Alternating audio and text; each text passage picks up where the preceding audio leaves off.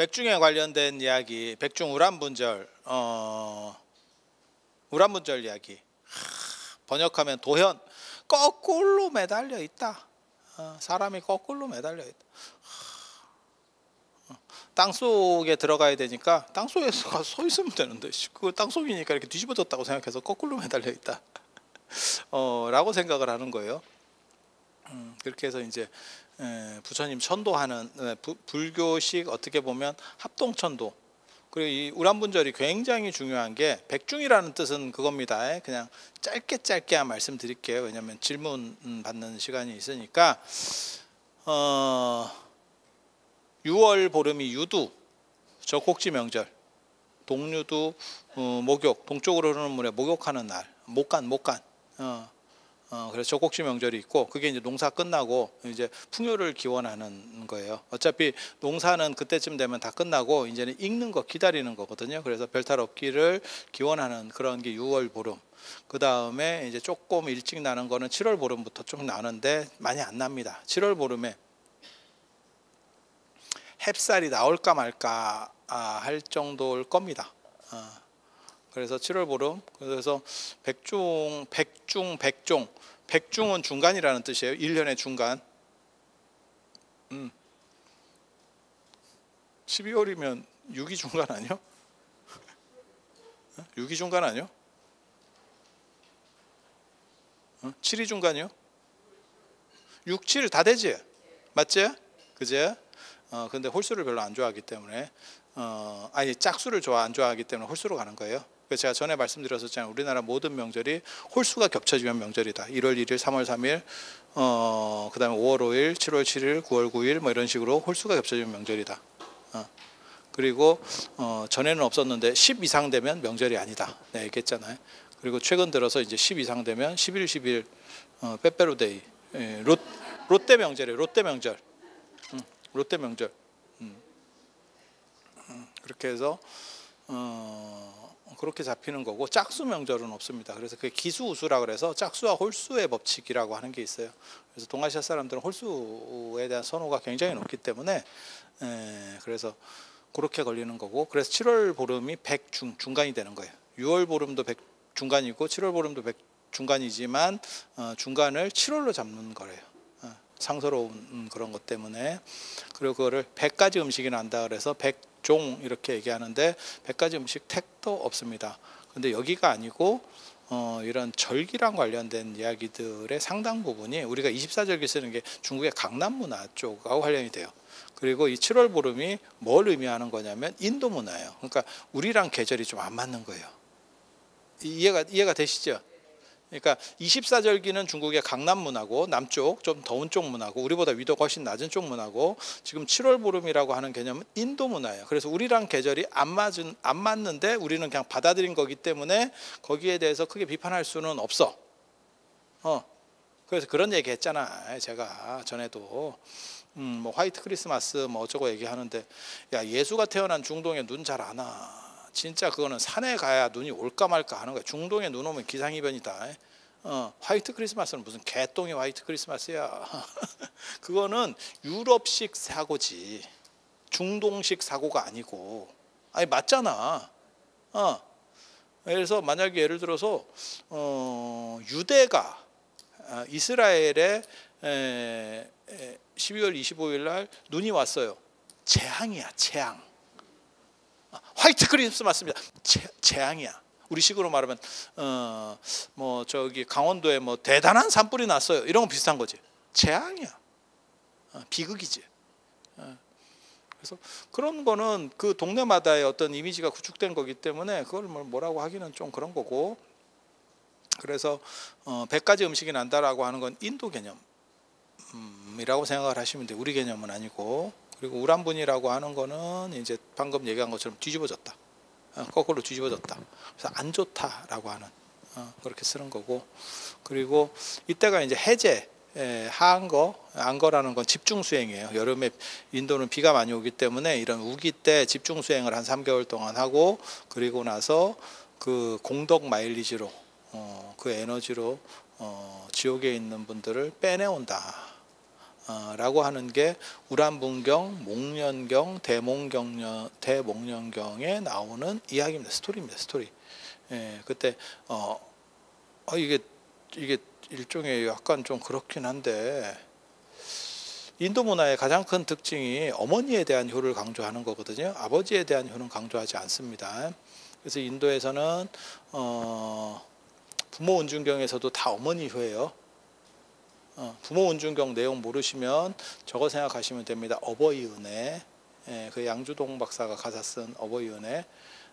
그게 원래는 어머니 은혜였었고, 그래서 내용 자체가 뭐 진자리 마른자리 가란이시고 어쩌고 뭐 이렇게 하는 게 다 어머니에 대한 얘기만 있는 거예요. 그래서 아버지들이 그때 약간 데모해가지고 어버이날로 바꾼 거. 원래 어머니 날이었었어요. 그걸 바꾼 거고, 그렇다 보니까 그냥 하는데, 어버이날인데 노래를 이제 자식들이 불러주는 경우도 있잖아. 그럼 다 어머니 찬탄이고 아버지는 뻘쭘이지. 뭐 어쩌라고. 그게 인도 문화라서 그래요. 그러니까 중국 문화는 부계 시족제를 기반으로 하기 때문에 아버지에 대한 효예요. 그래서 아버지 날 낳으시고 어머니 날 기르셨다 라고 말하는 게, 그게 아버지의 성씨를 따르고 아버지의 씨라라고 하는 개념이에요. 그래서 엄마는 아버지가 바꿀 수 있는 거예요. 맞잖아. 장희빈 뭐 이런 거 봤잖아. 그렇게 하는 거고. 그러니까 철저하게 아버지 중심이고, 인도는 어머니 중심이라니까. 그리고 어머니 중심의 문화들이 있는 게 이제 약간 이렇게 성적으로 자유로운 데가 이런 어머니 중심이 있어. 왜? 아버지가 누군지 잘 모르는 어머니가 누군지 모르는 경우는 거의 없는데, 저번에 저 유튜브가 아니라 그 뉴스 보니까 아주 진짜 그거, 미국에서 소송이 걸렸는데 얘가 나를 쉽게 말해서 임신시켜 놓고 책임을 안 진다는 거예요. 그것 때문에 소송이 붙었어. 근데 그 남자애가 뭐라 그랬냐면, 그게 내가 아닌 것 같다 하고 그걸 소송을 걸었네. 그렇게 얘기를 하는 거예요. 그러니까 막 이제 서로 변론을 하는데, 난 변론을 왜 하는지도 모르겠어. 왜? 어차피 유전자 검사 결과가 있는데. 근데 판사가, 그 판사는 진짜 날로 먹던데. 그 사람들 얘기를 들어. 그 다음에 그 검사표를 꺼내가지고 불일치 끝이야. 그러면 뭐하러 사연 얘기를 들어? 그 불일치예요. 그러니까 어머니는 확실하고, 그러니까 그 여자애가 뭐라고 얘기하냐면, 나 얘인 줄 알았는데. 그러면서 이제 화두를 잡는 거지. 이게 누구지? 이러면서 머릿속에 막 몇 개 생각이 지나가겠지. 얘인가? 근데 확실한 건 2분의 1 지분은 나지. 엄마는. 아니 맞잖아. 그러니까 모계가 강한 게, 이제 연대가 오래 가면, 문화권이 오래 가면 모계 유풍이, 인도 안에서도 모계 유풍이 강한 쪽이 더 있어요. 그래서 사리불도 자기 어머니 이름을 딴 거고, 사리자. 사리가 자기 어머니니까 사리의 아들. 부르나 니다라이자도 마찬가지예요. 부르나 존자도 그게 어머니 이름을, 모계를 따르는 거거든요 지금. 그래서 그런 식으로 더 강력한 쪽도 있고, 하지만 인도는 전체적으로는 중국보다 훨씬 모계 쪽이 더 발언권이 상당히 좀 강해요. 물론 뭐 나중에는 북계 쪽이 훨씬 강해지는데, 그런 문화들이 있어. 그래서 부모 은중경도 그렇고, 그거 내가 밝혔다니까. 그거를 어머니 효가 강력하다라고 하는 걸 내가 얘기했다고. 부모 은중경도 그렇고, 그 다음에 관무량수경도 보면 아버지를 아세세 왕이 이제 죽이려고 하고, 어머니가 행동에 나왔을 때는 못 죽인다니까, 어머니는. 그래서 그게 어머니에 대한 효예요. 그때도 뭐라고 나오냐면, 월광이라고 하는 대신이 어머니를 죽이려고 하니까, 세상에 이게 반정공신인데, 이 사람이 반정공신인데, 아버지 죽였다는 말은 많이 들었어도 어머니 죽였다는 말은 존재하지 않는다. 나는 이거를 반대다. 안 그러면 나는 쉽게 말해서 또 다른 쪽으로 움직이겠다. 이런 식으로 협박을 한다고. 그래서 이게 어머니 죽이는 게 쉽지 않은 상황이었다라는 거 있고, 또 뭐가 있냐면 오역제를 보면 살모 살부가 나옵니다. 5가지 큰 나쁜 죄가 있는데 어머니를 죽인 죄가 먼저 나오고 그 다음에 아버지를 죽인 죄가 그 다음이에요. 그러니까 어머니에 대한 죽인 죄가 어떻게 보면 더 큰 거예요. 인도 관점에서는, 동아시아 관점에서는 아버지를 죽이는 관점이 훨씬 클걸요. 훨씬 클걸. 패비운 씨 사건 뭐 이런 거 보면 나오잖아. 그러니까 어머니는 언제든지 패할 수도 있고, 그 다음에 양어머니인 경우에는 왕이 날릴 수도 있죠. 물론 거기에 빌미는 될 수 있지만 아버지를 만약에 날려버리면 그건 감당이 안 되죠. 그러니까 이방원이 아무리 그래도 이성계 눈치를 계속 볼 수밖에 없는 게, 상황으로 밀어냈어도 아버지를 날려버리면 이 바닥에서는 안 돼요. 요즘은 뭐 아버지도 날리고 그러더라고요. 예전에 그 있었잖아요. 저 신격호 회장님 뭐 이런 거 보면 저렇게도 사는가 싶은 뭐 이런 생각 좀, 아니 그냥 내 생각, 아버지를 치매로 몰아서 정당성을 주장하는 게 맞나? 근데 우리 정서에서는 아버지가 설령 치매라고 하더라도 그것을 자식이 드러내서 공격하는 것은 올바르지 않다라는 게 전통적인 인식이죠. 우리 아버지 정신이 오락가락해요. 이걸 전국적으로 공표를 한다는 거는 조금 그렇죠. 아이 그냥 하는 얘기요. 그래서 그런 정도 생각이 있고, 그리고 또 나오는 게 지금 목련경, 우람분경이나 대목련경 같은 경우에도 어머니를 구하는 거죠. 아버지는 어디 갔는지 알도 살도 못해. 이게 굉장히 재밌어요. 그리고 어머니는 또 인권 차원에서 좀 안 되는데 어머니 이름이 나오죠. 청제 부인 이래가지고 자유부인입니다. 즐겁게 사신 분이에요. 제가 보기에는 참 복이 있는. 그래서 아들 잘 둬서 아들이 이제 무역하는 거죠. 목건년이 출가하기 전에. 그래서 무역을 해서 돈을 이제 어머니한테 좀 갖다 주면 어머니는 이제 법인 카드 하나, 한도 없는 법인 카드 하나 받은 거죠. 아싸리 이러면서 쫙 긁고 댕기고. 그리고 저는 그게 나쁘다고 생각 안 해요. 뭐 그게 그렇게 사는 게 뭐 그것도 재밌잖아.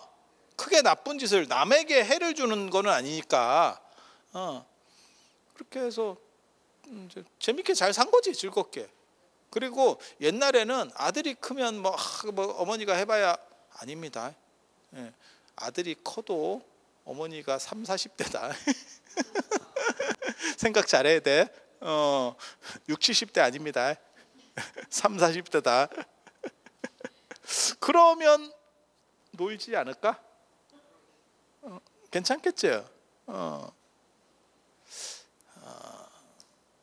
70 먹어서 뭐 준바람이 났어요. 야, 뼈 부러지면 안 붙어. 근데 3, 40이면 갈 수 있잖아. 저는 그런 걸 나쁘게 생각하진 않아요. 피해주지만 않으면, 남에게 뭐 피해주는 이상한 행동을 하는 게 아니면 자기 돈 자기가 쓰면서 즐겁게 지내는데 뭐 그렇게 해서 하고, 그 다음에 무슨 좀 약간 굿 같은 것도 하고 이런 식이었었어요. 거기서 뭐 생명을 죽여서 뭐 제사를 지내고 뭐 이것 때문에 나중에 이제 지옥에 가는 거거든. 그래갖고 우리 어머니 내가 돈도 많이 주고 해서 좋은 일도 많이 했을 건데, 이래서 목건년에 한번 이렇게 씩 쉬다 보니까 지옥에서 어머니가 굴르고 있다. 그래갖고 빼주러, 사식 넣어주러 간 거죠. 사식은 넣어줄 수 있는데 빼올 수가 없대. 그래서 부처님한테 어떻게 해야 됩니까? 맨 처음에는 그거 있어. 저 대목련경 보면 거기서 나오는데 맨 처음에 사식도 못 들어갔다. 문을 못 닫아. 지옥 문을 못 닫아. 그랬더니 부처님께서 석장을, 고리가 12개 달렸다고 나와요. 석장, 지팡이. 예, 지팡이를 딱 주면서 이게 마스터키다. 딱 줘요. 그래서 그걸로 똑똑 두드리면 지옥문이 열려요. 그래서 그 캐릭터가 지금도 있죠. 그게 지장보살. 그 지장보살이 들고 있는 게 석장이에요. 근데 지장보살 거는 6개짜리입니다. 그래서 부처님 거는 12개인가? 내가 이랬거든. 보통은 6환장이라 그래서 고리가 6개야. 그래서 지장보살이 들고 있는데 이렇게 자세히 보시면 다 6개로 돼 있어. 그래서 12개짜리 나와가지고 그걸로다가 이렇게 두드려가지고 문 따고 들어가서 면회하고 이렇게. 근데 면회한다라고 해서 해결되는 게 아니잖아요. 그래서 어떻게 좀 빼면 안 돼요? 이랬더니 그건 나도 이제 이렇게. 그런데 한 가지 비방이 있는데, 전설고향에서 많이 나오던 그 멘트들이거든요. 방법이 없는데, 그런데 굉장히 재밌는 거예요. 그러면서 뭐라고 얘기하냐면, 그럼 어떤 방법이 있습니까? 이랬더니 해제 때, 해제가 이제 스님들이 집중 수행이 끝나고 거기에서 많은 에너지가 있으니까 그 에너지를 회양을 해서 그 스님들에게 공양을 하고 회양을 해서 그 마일리지를 어머니에게 이렇게 꽂아주면 그러면 그 공덕으로 네 어머니가 좋은 쪽으로 빠질 거다 라고 얘기를 해줘요. 그렇게 해서 그런 행동을 했고 결국 어머니가 나중에 아귀로 태어났다가, 이게 한 방에 안 됩니다. 개로 또 태어나거든요. 그래서 우람분경 변산도 중에 개 나오는 게 있어. 일본에 있는데, 우리나라 건데 일본으로, 조선 초기 건데 가서 그 개가 나오는 이유가 어머니가 또 개로 잠깐 아귀 됐다가 개 됐다가 천상으로. 그래서 우리는 좋은 교훈을 얻을 수 있죠. 아들 하나만 잘나면 굳이 착하게 살 필요가 없다. 아들이 보험이다. 아들이 보험이다. 힘들 필요 하나도 없다. 그럼 나는 아들을 못 낳고 지금 공장이 문이 닫아가지고 더 이상 방법도 없는데 어떻게 해야 됩니까? 그러면 공덕을 스스로 지어야지. 자유롭게 살 수는 없고, 그리고 여러분은 괜찮아요. 왜? 여러분은 법인 카드를 받은 적이 없기 때문에. 그렇게 뭐 폭풍 질주를 해본 적이 없어. 그리고 제가 얼마 전에도 제가 어떤 보살님 만나서 그랬는데, 좀 재밌게 사실 일탈하라고 내가 이렇게 얘기했거든. 일탈. 저는 그런 걸 되게 권하는 사람이에요. 연세 부으신 분들이 일탈을 잘 못해. 너무 고정된 일 살거든. 그렇다고 남에게 피해를 주고 무슨 막 이상한 일을 나겠어? 뭐 하겠어? 그래도 어느 정도는 이렇게 일탈을 해야 내 주변이 환기도 되고 나도 좀 뭔가 새로운 관점으로도 볼 수 있고, 이런 게 있어요. 그게 재미지. 맨날 다람쥐 쳇바퀴 돌듯이 이렇게 살 수는 없거든. 뭐 이렇게 좀 새로운 것들을, 크게 힘 안 드는 것 중에서. 내가 그런 거 권했는데, 전화 받지 말고 잠적 뭐 이런 거. 잠적했는데 아무도 안 찾으면 야, 이거 비극이다. 비극이다. 나는 3일 동안 잠적했다고 생각했는데 그 다음에 오니까 아무도 잠적한지를 몰라. 원래 있었던 거 아니요? 뭐 이렇게 나오면 이게 인생인가? 내가 그런 거 권해주거든. 저는 그런 게 있어야 이게 이렇게 꾸준하게 이런 거는 재미가 없고, 이게 이렇게 가면서 우상향해야지. 이렇게 가면서 이렇게 하향하면 인생 끝이다. 제가 늘상 하는 얘기 있어. 가장 안정적인 놀이기구 중에서 가장 안정적인 게 어떻게 보면 회전목마인데, 그거 타는 사람은 별로 없다. 그래 안전하다고 하면 뭐 자이로 드롭을 타든지 롤러코스터를 타든지 이래야 되는 거지. 이게 인생이지. 회전목마 타면서 난 행복해요. 야, 그게 인생인가? 저는 과감하게 여러분들에게 얘기해주고 싶어요. 회전목마에서 내려와라. 그리고 아들이 있다면 청제 부인처럼 질러봐라.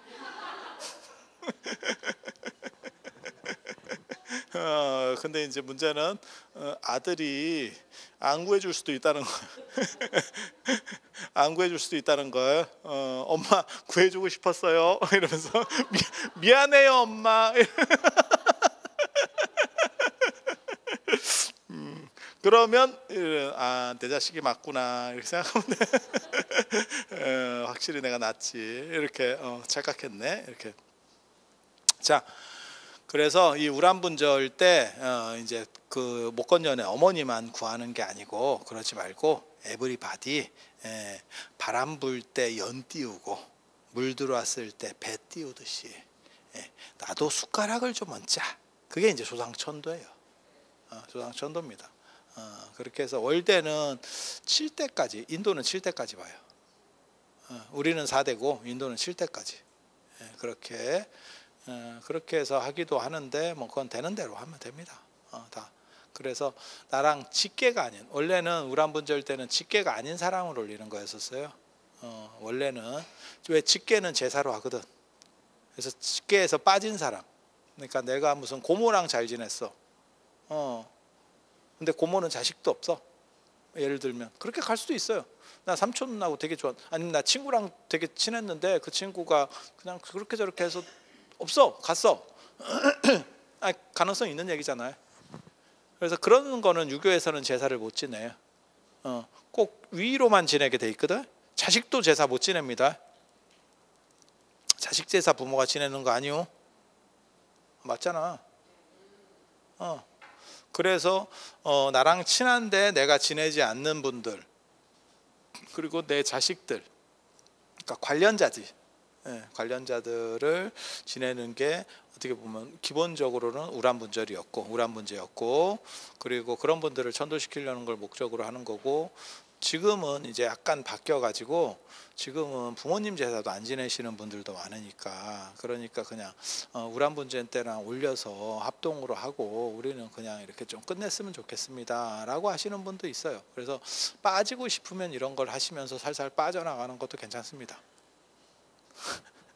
내가 빠지고 싶은데 완전 빠지기는 약간 부담돼. 아직 우리 어머니가 돌아가시면서 제사 지내지 말라 그랬어. 분명히 나한테 그랬어. 분명히. 근데 내가 이거 바로 끊기에 약간 이게 그렇다고 내가 계속 하자니 이게 또 조금 그렇고 이해되시죠? 그럴 때 이렇게 살살살 하면서 빠지는 걸로. 합동으로 할 때 살짝 걸쳤다가 빠지는 걸로. 나 했어요. 이렇게 하면서 빠지면 돼. 그래서 동아시아에는 우란분절이 엄청난 히트를 쳤고, 자식 내가 예를 들어 한 3살 4살 이렇게 해서 한참 잘 키워서 얘를 하려 했더니 죽었어. 옛날에는 7살 10살 뭐 15살에도 죽거든. 지금하고 틀려요. 다 아시잖아. 그게 이제 다 걸려 있는 거지. 그러니까 임신 상태에서 이렇게 무슨 자연유산 이런 것만 있었던 게 아니고, 그러니까 그런 거는 자식이 제사를 못 지냈는데 그런 게 이제 나오니까 열어주니까 동아시아 제사 문화에서 얼마나 좋았겠어. 그러니까 부처님 오신 날과 더불어서 우란분절이 제일 큰 불교 명절로 떠올라요. 그래서 절자가 들어가잖아. 뒤에 명절이 들어가는 거지. 부처님 오신 날은 날 일자거든요. 식목일, 현충일 하듯이 일이 있는 거고, 개천절, 3일절, 이게 절자 들어가야 더 센 거거든. 그러니까 지금은 불교 명절 중에서 이 언어적인 것만 치면 우란분절이 최강입니다. 부처님 오신 날이거든. 그래서 그런 차이들이 있어. 이게 다. 그런데 지금은 우란분절이 옛날같이 그렇게 안 크지. 그리고 또 뭐가 있냐면 우란분절 때는 절대 7번 뭐 49제 하는 거 아닙니다. 나 그거 보면 억장이 무너지는. 49제는 새로 죽은 귀신만. 죽은지 그거는 미결수에 대해서만 하는 거예요. 제가 늘상 얘기하잖아. 미결수는 전관예우를 붙이는 거고, 그러니까 내가 지금 돈이 있어. 근데 내 자식이 지금 뭐에 혐의해서 갈렸어. 들어갔어. 근데 아직 형이 확정된 게 아니야. 그러니까 재판 심리 중이야. 그럴 때는 전관예우, 김앤장 이런 걸 갖다 붙이는 거예요. 내가 돈이 있으면. 이해가 되시죠? 그런 쪽으로 갖다 쫙 붙이는 거고, 그런데 형이 이미 다 확정이 돼서 삼심까지 가가지고 끝났어. 그러면 민정수석에 줄을 서서 광복절 특사를 봅니다. 김앤장을 아무리 붙여도 소용이 없어. 그거는 헛돈 쓰는 겁니다. 그런데 그래서 죽고 나서 유일하게 죽고 49일 끝나면 49제는 다시 할 수 없는 거예요. 그거는 그냥 헛제사입니다. 근데 이거를 해인사에서부터 뭐 한다고 이런 쓸데없는 거를 막 해가지고 49일을 하는지를 모르겠어. 이거 헛제사. 그래서 우란분절은 천도제예요. 천도제. 천도제는 원래 한 번 하는 거예요. 그러니까 49일을 한다라고 치면 7번 천도제를 한다라고 하는 건 가한데 49제는 불가능합니다. 세상에 49제를 죽은 오래된 귀신한테 한다는 거는 있을 수가 없는 일이에요. 룰 자체가 달라. 그래서 제가 얘기하잖아요. 아무리 대단한 배우라도, 영화 배우가 아무리 대단해도 신인상은 평생 한 번이다. 그게 49제예요. 나무주연상은 10번도 탈 수 있고 100번도 탈 수 있어. 아카데미상도 마찬가지인 거고. 그게 천도제. 완전히 다르지. 그래서 불가능한 거예요. 그래서 이게 룰을 몰라가지고 이렇게 절에서 스님들이 하는 걸 보면 내가 보기엔 짱이 무너지지. 진짜. 그걸 뭘 나한테 어떻게 하라고. 자기가 그렇게 하겠다는데, 주지가 그렇게 하겠다는데 어떻게 하라고. 아니 향을 피우라고 해도 주지가 향을 안 피우겠다고 어떤 절에는 향로에 종이를 덮어놨어. 향 피우지 말라고. 그걸 어쩌라고. 나는 그냥 있는 얘기를 해주는 거고. 그러면 향로를 빼든가. 안 피울 거면 뭐 장식품이야? 그래서 그거는 뭐 해당 주지가 알아서 하는 거죠. 그럼 어떻게 하겠어요? 나는 있는 얘기를 해주는 거고, 거기까지가 내 역할인 거고, 안 지키는 걸 어떻게 하겠어? 정부에서 만약에 예를 들어서 법을 바꿔가지고 스쿨존에 30km로 가, 30km로 가라고 얘기했는데 저놈이 40km로 가. 어쩌라고? 정부에서 그러면 그걸 뭘 어떻게 하라고? 그러니까 나한테 얘기해도 안 돼. 나는 그냥 있는 얘기를 해주는 거야. 그리고 내 얘기가 정답이에요. 막말로 얘기해서 이거는 다 답이 있어. 그러면 또 이제 또 그렇게 얘기하는 사람이, 부처님 당시에 그러면 이거를 했습니까? 천도제를. 그냥 지정신 아닌 겁니다. 지정신 아닌 겁니다. 자, 이제 저거 할 거예요. 다 끝날 때 돼서 이제 질문. 끝날 때 되니까 질문이야. 근데 한 300명 올라왔는데 이제 조금, 이게 끝날 때 약발이 받는구나. 그리고 49제는 바깥으로 제자입니다. 안으로 제자 아닙니다. 제사는 무조건 안으로 제자고, 유교의 제는 안으로 제자, 불교의 제자는 밖으로 제자입니다. 밖으로 제자. 그리고 원래 백중은 우리 어렸을 때 다 마찬가지입니다. 제가 출가했을 때도 다 마찬가지입니다. 백중 하루 했습니다. 그래서 언제부터 어떻게 기도하냐면, 보통 이제 기도가 들어가면 칠석부터 백중까지, 뭐 이렇게. 아니 7월 7일부터니까. 7월 7일부터니까. 그러니까 한 8일 정도 기도하는 정도, 뭐 이런 정도가 제일 많았고, 안 그러면 한 3일 기도 정도 했었고, 이렇게 했었어요. 그러니까 이거 지금 저 49일 하는 거 저 해인사에서 이상한 짓 해가지고 몇 년 안 된 풍속이에요. 없었어. 그리고 절할 때 손 뒤집는 것도 이거 옛날에 없었어요. 내가 참 몰라서 그래. 이거 우리 불교가 계속 그렇게 해왔던 거 아니오. 내가 이런 거 얘기하면 한도 끝도 없어. 그래서 덕분에 칠석이 없어졌어요. 칠석이 사라졌어. 칠석이 백중 안으로 들어가 버리는 바람에. 그리고 더 웃긴 거는 백중이 한여름이라서 7번 이제 음식 치르려면 모든 절에서 죽어나.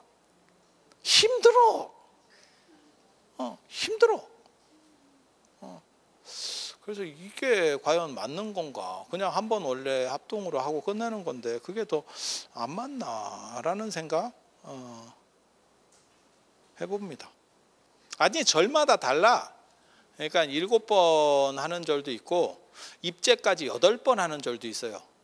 입제 들어가고 7번을 또 하는 거야. 생자로 깔끔하게. 예. 그리고 한 번 하는 데도 있고 한 2번 하는 데도 있어요. 그러면 저 같은 경우는 어떻게 하냐면, 저는 한 달 전쯤에 시작해. 한 2번 하고 쳐. 7번은 절대 안 해. 힘들어. 그리고 그냥 천도제를 그러니까 한 2번 하는 거죠. 그러면 왜 시작을 그렇게 한 달 전쯤에 합니까? 하루만 하면 아무도 없어. 아무도 없어. 그거랑 똑같아.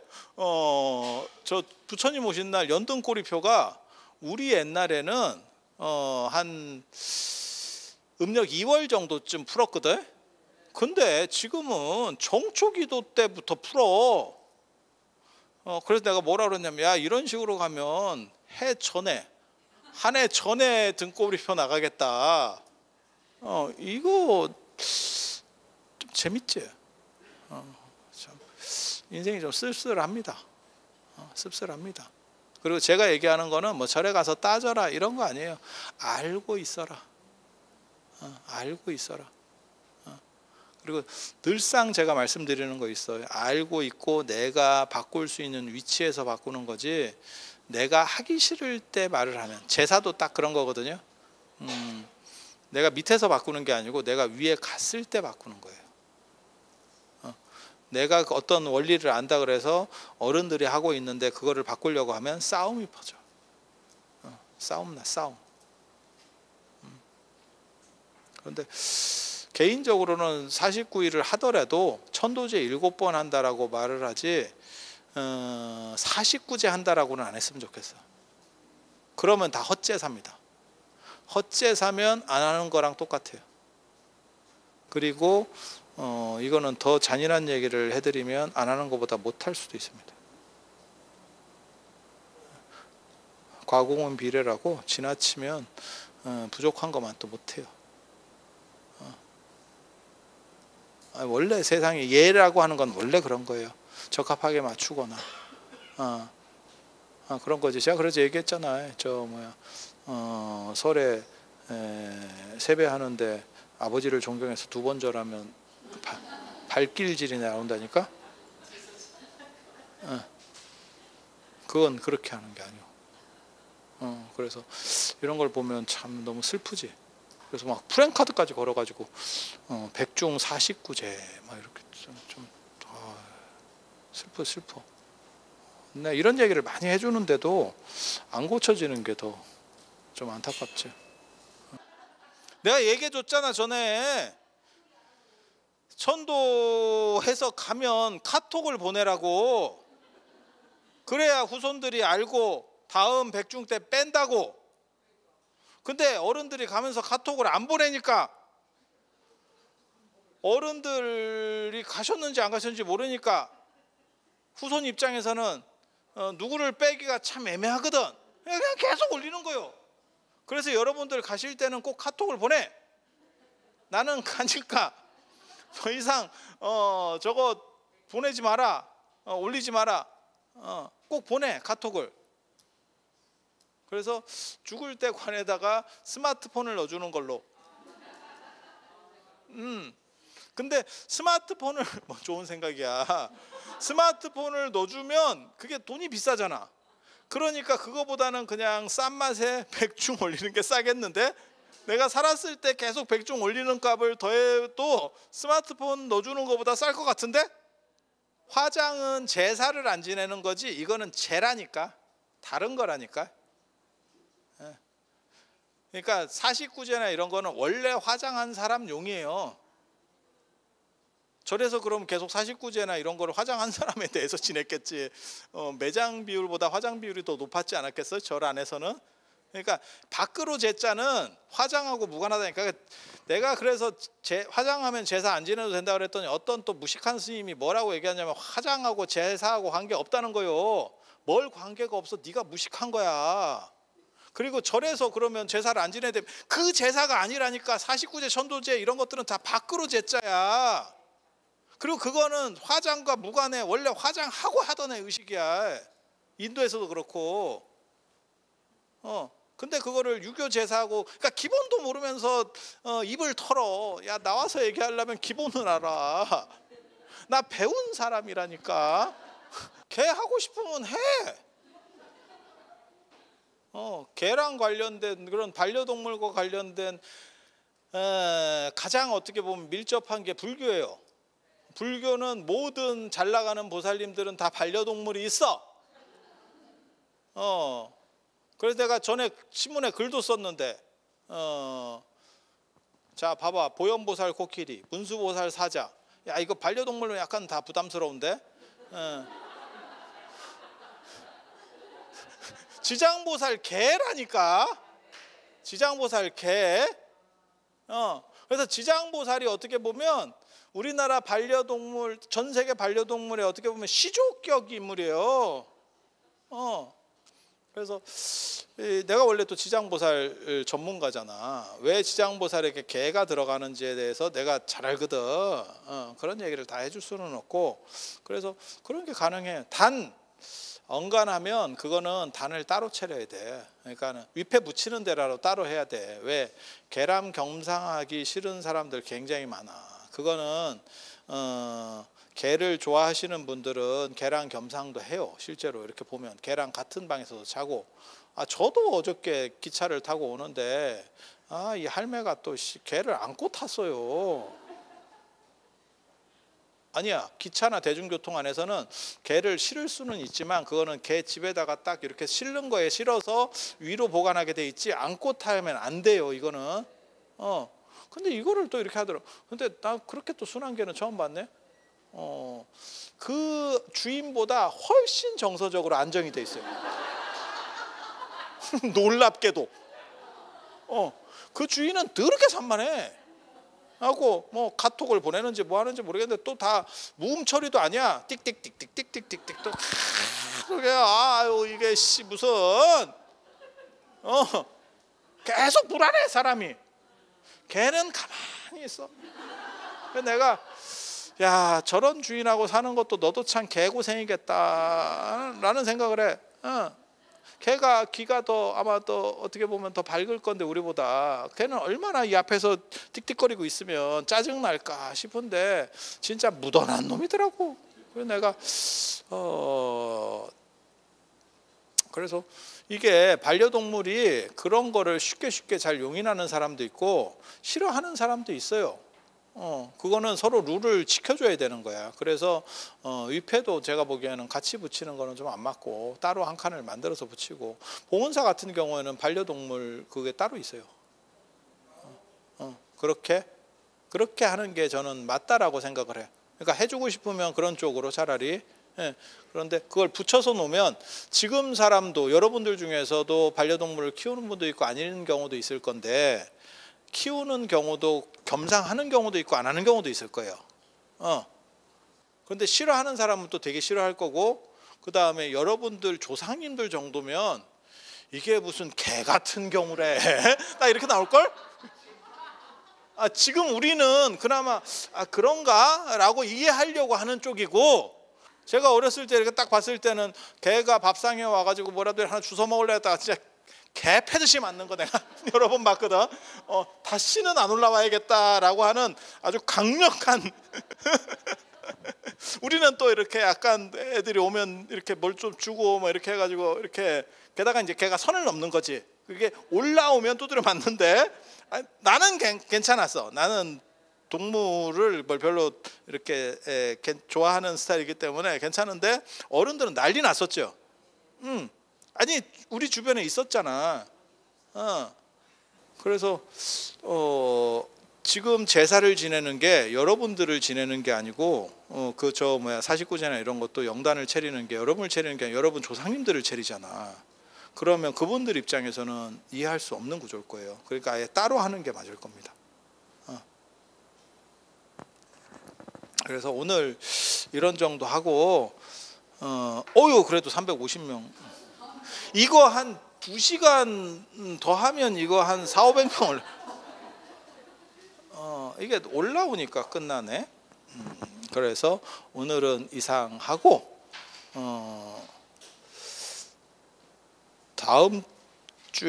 다음번에는 아미타 부처님 기도와 관련된 이야기. 아미타 부처님은 누구인가?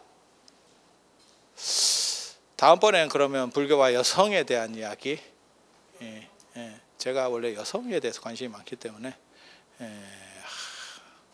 불교가 전 세계에서 가장 위대한 점, 다른 종교와 비교했을 때 네가 생각할 때 한 가지만, 이게 각 종교마다 그들의 판단 기준이 다르기 때문에 내 팔뚝 굵다고 해봐야 소용이 없거든요. 난 한 가지를 얘기하라라고 말하면 불교는 여성을 인정했다. 내가 그 얘기를 하거든요, 사실. 그래서 여성을 인정을 해준 종교라고 하는 점은, 그거는 객관적으로 봤을 때 굉장한 우월성입니다. 천주교는 아직도 지금 저러고 있죠. 여자 신부는 한 명도 없죠. 이름은 신부인데 다 남자죠.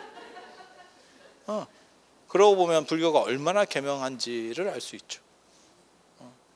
그래서 인간 평등과 관련해서 여성, 그리고 불교가 나중에 대승불교로 넘어오면 생명평등이 되거든요. 그러면 이제 동물도, 그래서 반려동물 문화도 상당히 흡수할 수 있는 그런 부분들이 불교에 존재합니다. 그래서 불교와 여성, 부처님은 왜 여성을 인정했을까? 부처님은 왜 마누라한테 명품을 사주라고 했을까? 옥야경에 나오는 얘기잖아요. 육방예경 이런 데 그런 얘기 나오잖아요. 때때로 마누라에겐 명품을 사줘라. 샤넬백을 사주면 마누라가 말을 잘 듣는다. 이런 얘기를 부처님께서 하셨습니다.